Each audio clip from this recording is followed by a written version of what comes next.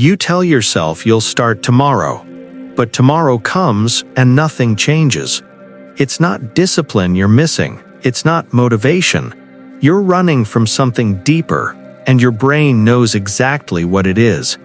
There's a version of you that exists only in potential, the one who writes the book, starts the business, has the hard conversation.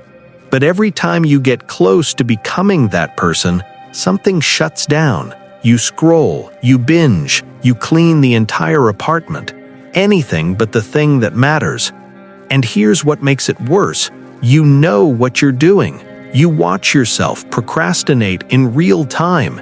You feel the guilt creep in, but still, you don't move. This isn't laziness. Laziness is passive, comfortable. What you're doing is active resistance. Your nervous system is fighting you, and it's winning. Here's what most people miss. Procrastination isn't a character flaw, it's a defense mechanism. Your brain isn't broken, it's protecting you from something it perceives as dangerous. And that danger isn't failure, it's identity shift. Psychologists call this self-concept threat. When you're about to become someone new, your brain treats it like an existential risk, because in a way, it is. The old you has to dissolve for the new one to emerge, and your brain resists death in all its forms, even the symbolic kind. Let's talk about what's actually happening inside your head. Your brain has a map of who you are. Neuroscientists call it the default mode network. It's the story you tell yourself about yourself.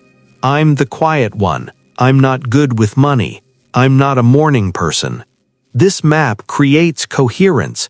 It helps you predict your own behavior, and prediction equals safety. But when you try to do something that contradicts this map, your brain fires off alarm signals. The amygdala, your threat detection center, lights up, not because the task is hard, but because you are becoming unrecognizable to yourself. And here's the conflict. Part of you wants to grow, but another part wants to stay the same. Growth requires uncertainty. Sameness offers control. So your brain chooses the familiar discomfort of inaction over the unknown discomfort of change. It's not laziness, it's identity preservation. So how do you move through this? Not by forcing yourself, not by hustling harder, but by working with your nervous system, not against it. Here are 5 principles rooted in psychology. 1. Name the version you're avoiding. Your brain resists the abstract, so get specific. Who is the person you're avoiding becoming? Not in terms of achievements, in terms of identity. I'm avoiding being someone who takes myself seriously. I'm avoiding being visible. I'm avoiding being someone who wants more. When you name it, you remove some of its power. Psychologically, this is called affect labeling. Putting feelings into words reduces amygdala activation. You're not suppressing the fear, you're making it conscious. 2. Start with identity-congruent actions.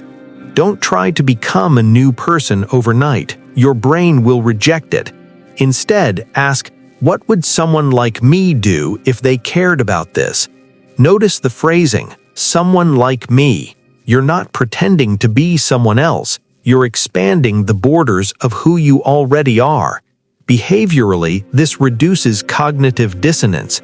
You're not at war with yourself, you're evolving. 3. Reduce the stakes of each step. Your avoidance isn't about the task, it's about what the task represents. So strip the meaning away temporarily. You're not writing your book, you're opening a document for 5 minutes. You're not changing your life, you're trying one thing today. This leverages what psychologists call implementation intentions, specific, low-threshold actions that bypass overthinking. Your brain can't catastrophize a 5-minute commitment. 4. Expect the identity crisis. Here's what no one tells you. When you start doing the thing, you won't feel like yourself, and that's normal. You'll feel like an imposter, because you are. You're operating outside your self-concept. But imposter syndrome isn't a sign you're failing, it's a sign you're growing. The discomfort is the update happening in real time. Let it be uncomfortable. Don't interpret it as evidence you should stop. 5.